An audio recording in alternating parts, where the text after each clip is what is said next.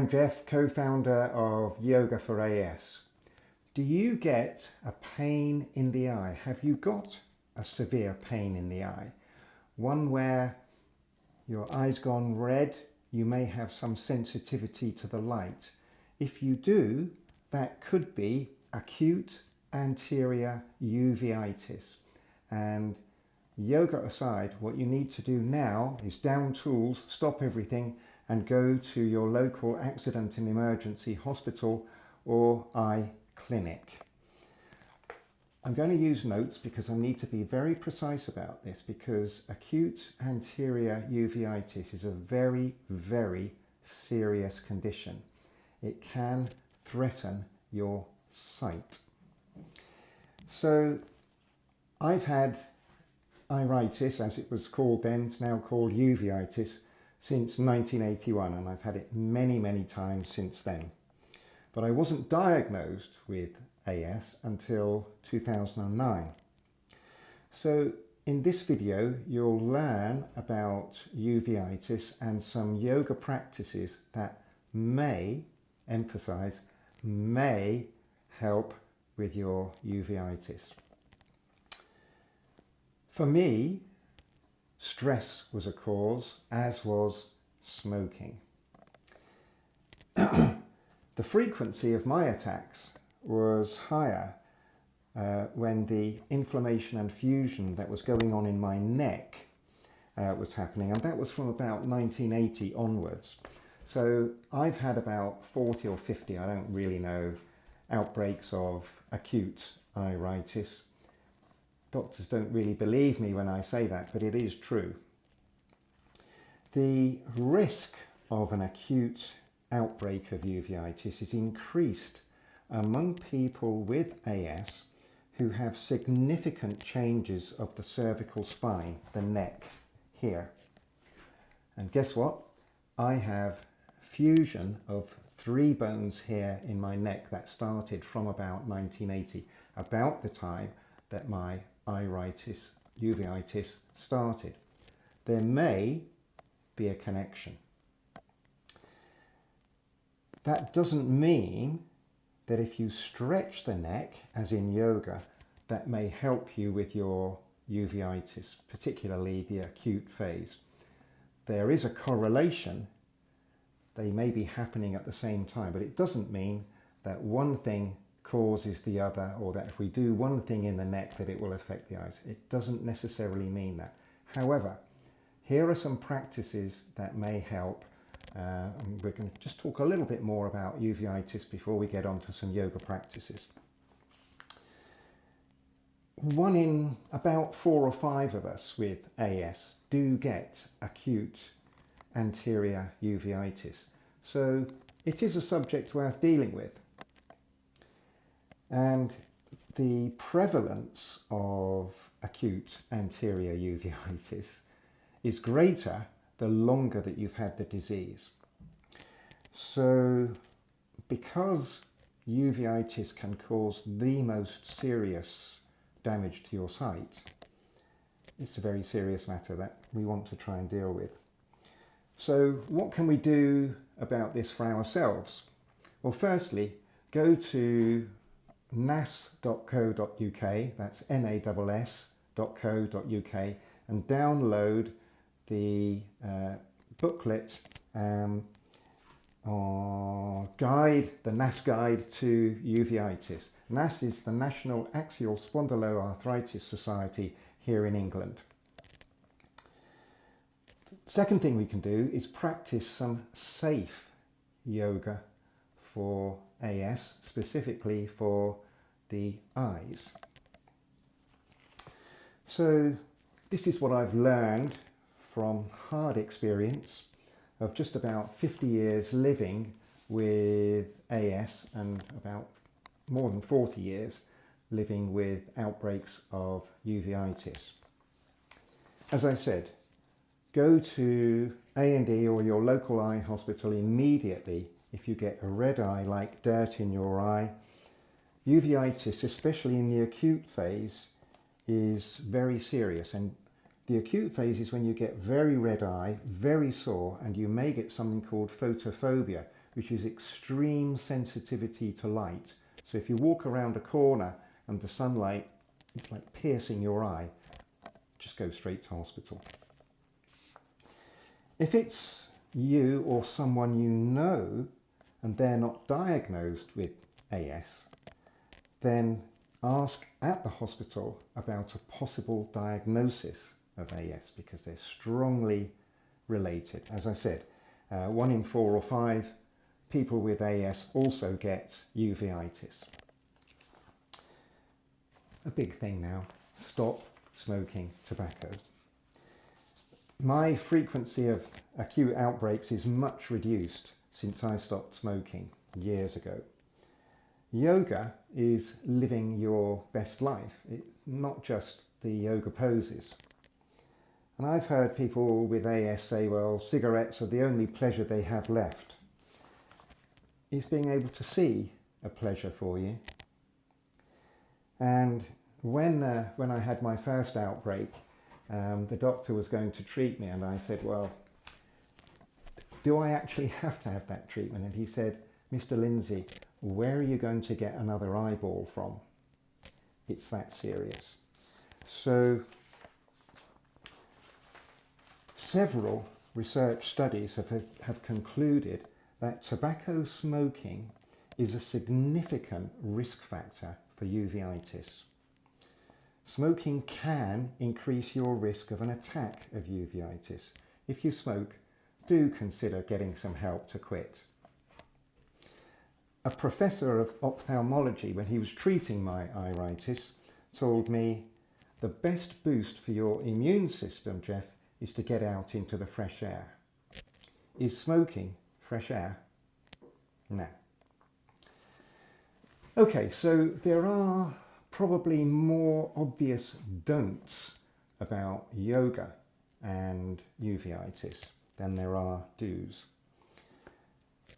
Don't do inversions when you have an acute phase of your uveitis. An inversion is when you're turned upside down. They increase the pressure in the eye, which increases the risk of worsening your eye condition.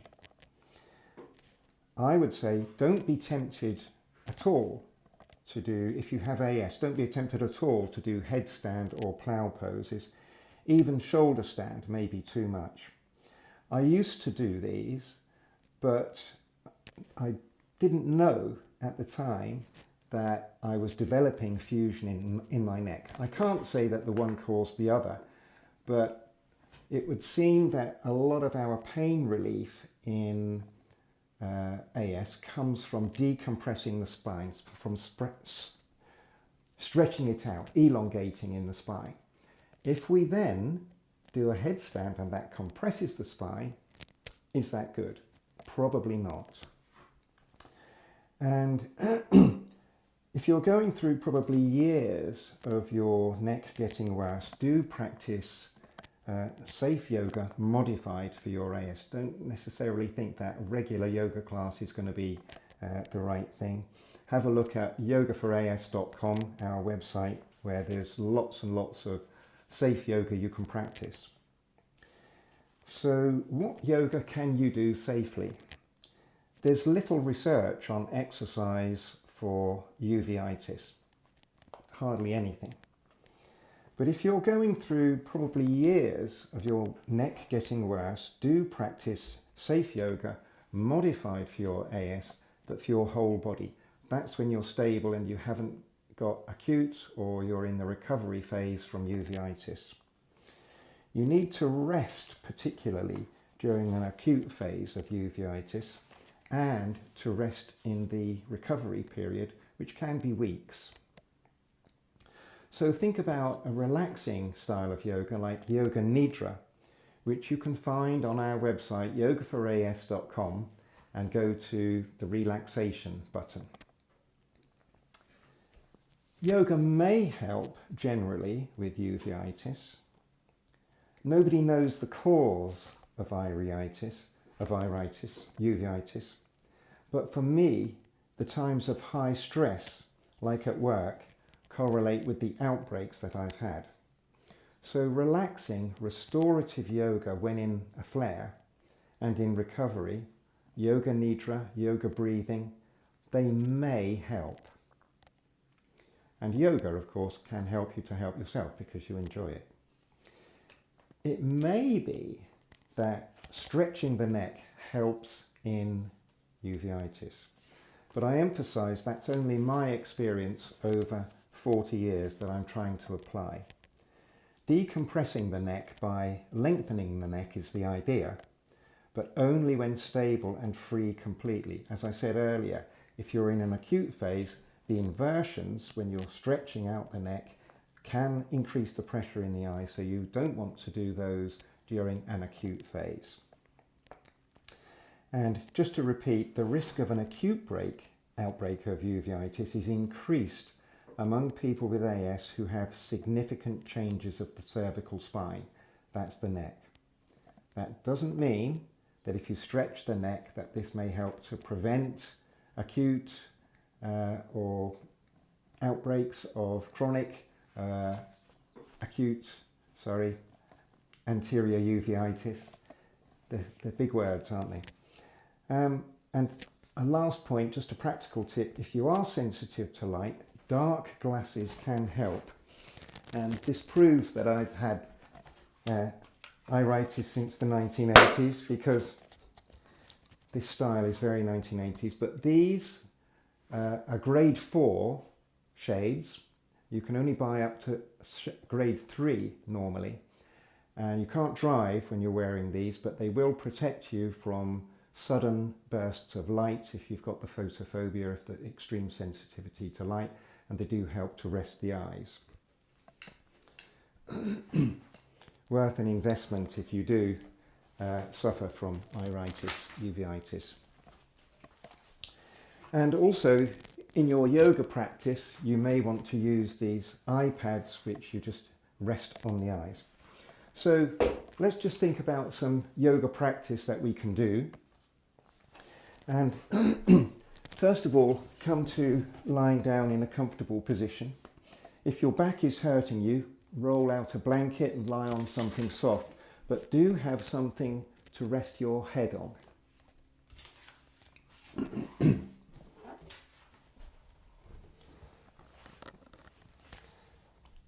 Try to lengthen in the back of the neck here by just taking the hands to the side of the head and just lift up, raise the scalp.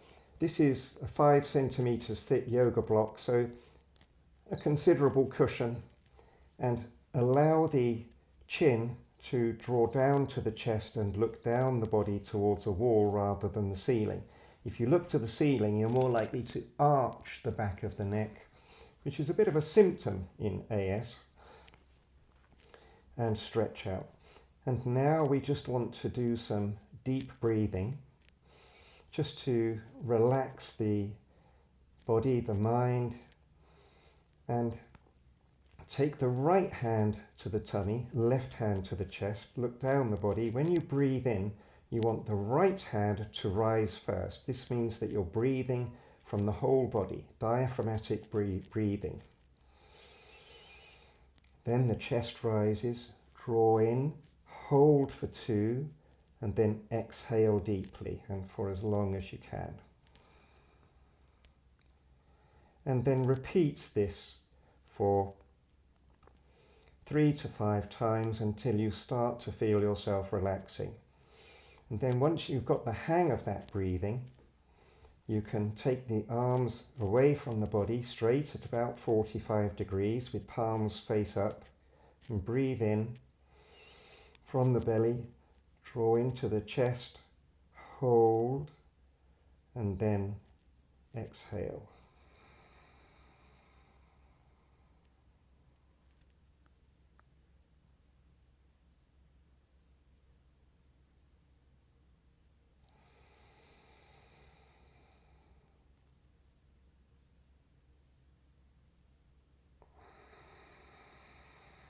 We're trying to relax the immune system with breathing.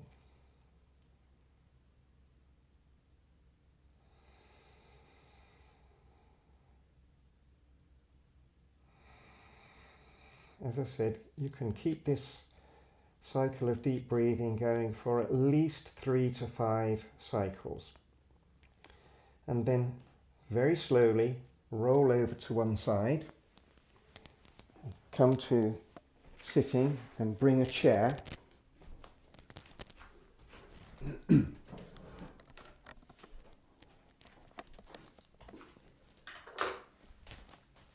we're going to do some very, very gentle neck work.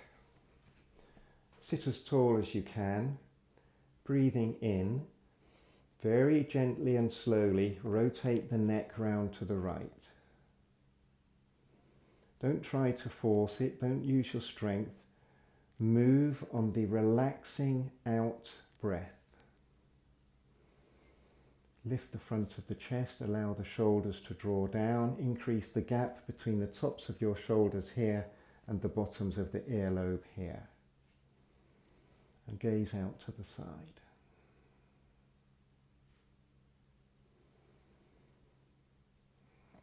And then come back to center. You may well find there's a difference between the range of motion that you have to one side compared to the other side. Range of motion means how far you can move. Breathing in, we always do the other side. Turn to the left.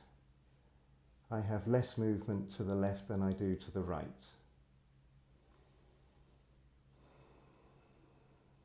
Relax the belly back towards the inner spine.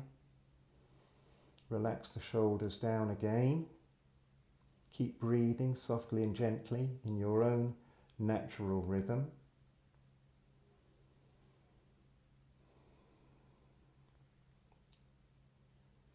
And come back to center. This is for if you're in the acute phase of anterior uveitis, also known as iritis.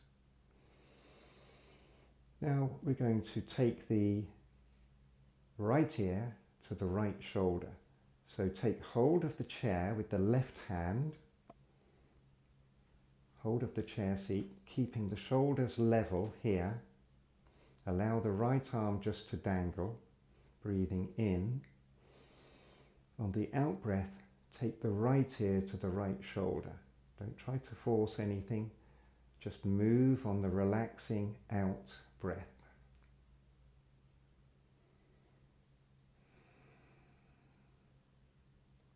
You're using the left arm to keep the shoulders level,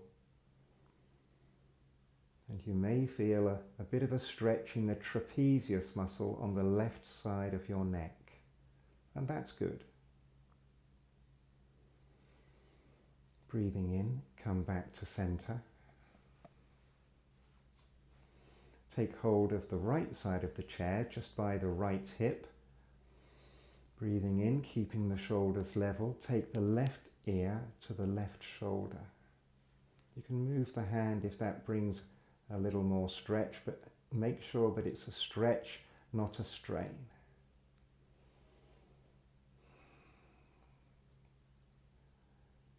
And then just relax down. Keep the shoulders as level as you can. Now feel the stretch in the trapezius muscles on the right side of the neck. And then come back to center. And now we're just going to lie down again. As you can see, this is a very relaxing yoga session, quite short as well. And I would suggest that you go to our website, yogaforas.com, and search for relaxation, where you'll find 3 what are called yoga nidra recordings, and you can play those whilst you relax. And the idea of yoga nidra is that it's deep relaxation but not sleeping, so it's between the two. So coming to lying down again, and you may want to put something warm on because you're going to be here for 5 minutes or 15 minutes or 30 minutes. But lie comfortably, and we're just going to very gently stretch the back of the neck out again by having some support under the neck, particularly if you find it difficult to get the back of your head to the floor when you lie down. Lift the head, lift the scalp, take the chin to the chest, roll the shoulders out so that the chest lifts a little bit towards the chin. Look down the body, soften the eyes, look past the tip of the nose towards a wall rather than the ceiling. And now, while you're in this nice comfortable position, if your knees splay out to the side, just turn the heels out and the big toes in, so that when you relax the legs just stay stable. And now play your yoga nidra from the website, your relaxing tape.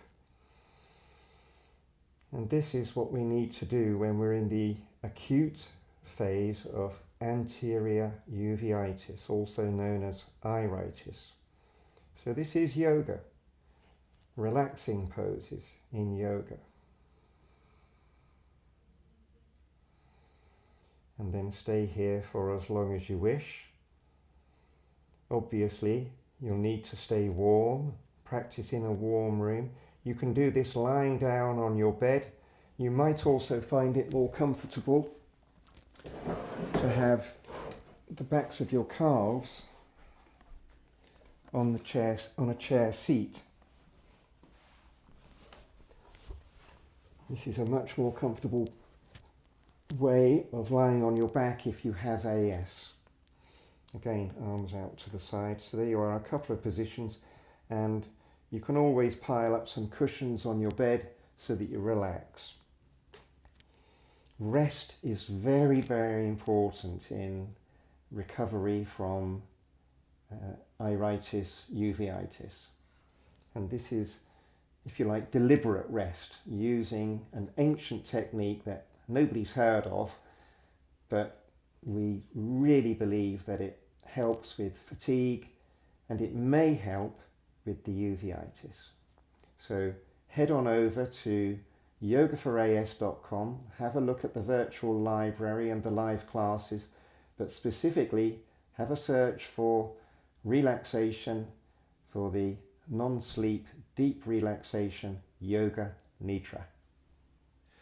You can follow up from this class with a free live online class with other people with AS, plus watch all the recordings of the classes on catch up, plus a 14-day free trial to our Yoga for AS virtual library of over 20 pre-recorded courses, which is more than 200 hours of yoga modified for AS. You'll be taken directly to the live classes and the virtual library by following the links in the description below this video. Or you can go straight to our website yogaforas.com and follow the links from there.